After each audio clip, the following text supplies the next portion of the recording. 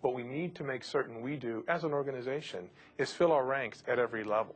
We've missed certain groups of kids throughout this country, and what we found as we went out into the field and set up the campsites and the virtual campsites and brought the kids through was an energy that was coming through our school nights, through our gatherings, bringing kids on board and signing kids up. And those numbers, just the success of the program, spreads the energy across. So the energy wasn't hard to find. What's hard to manage and what's important to manage is the process itself and making sure that the enthusiasm doesn't build into something that then gets sloppy and misses the mark. So what we need to do, the real effort, is to make sure that people execute the plan as it's devised. It works this way, and it works if you follow every single step. So the idea is to make certain that the enthusiasm doesn't overwhelm the plan. A lot of times kids start off in scouting as a tiger or a wolf, and they've moved and they haven't got involved in scouting, or their den dissipated over the summer and they didn't get started again. When they come up through the ranks, through the feeder groups and all, often they come through the Cubs where the parents are real involved in the Cub program, whereas here you're reaching the boys that may not have had the family participation, and so you're getting a different type of a boy. We are an inner-city troop.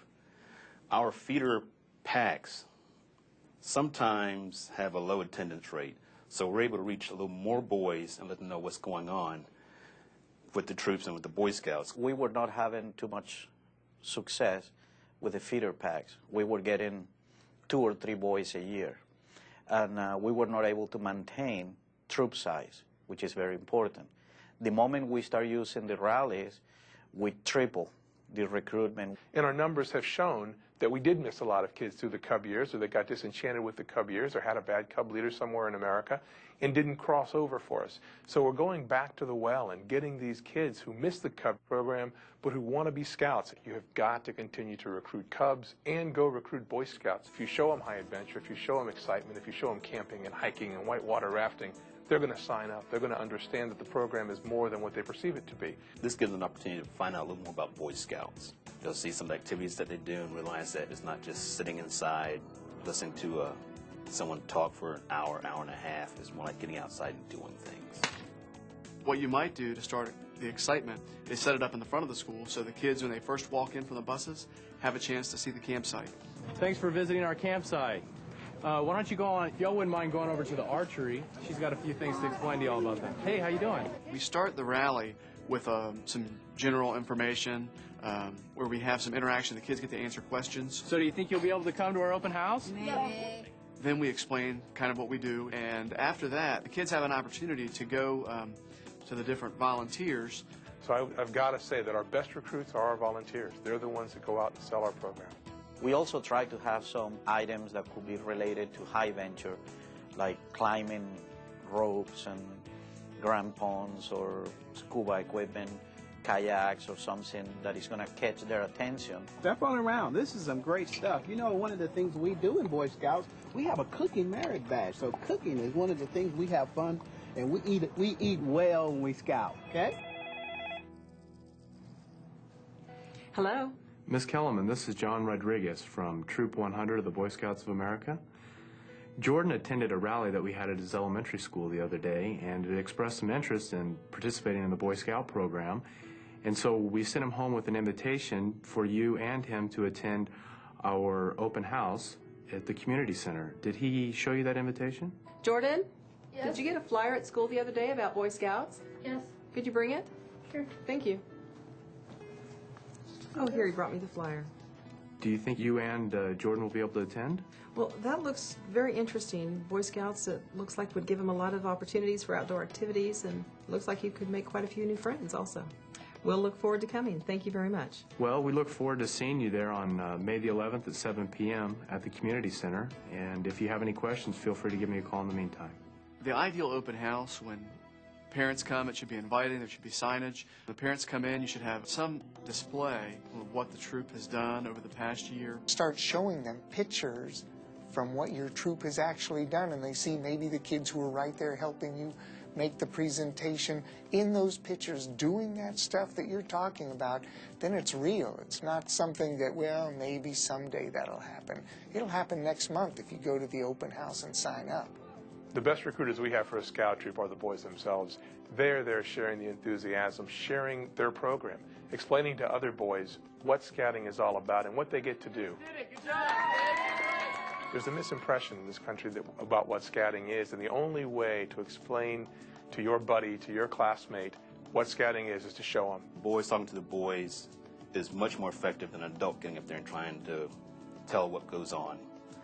The boy can, the senior patrol leader or even one of the other scout members can convey some of the things that they've done, excitement. With the parents there, at least the parents can find out what's going on. It's a sales presentation geared towards the parents.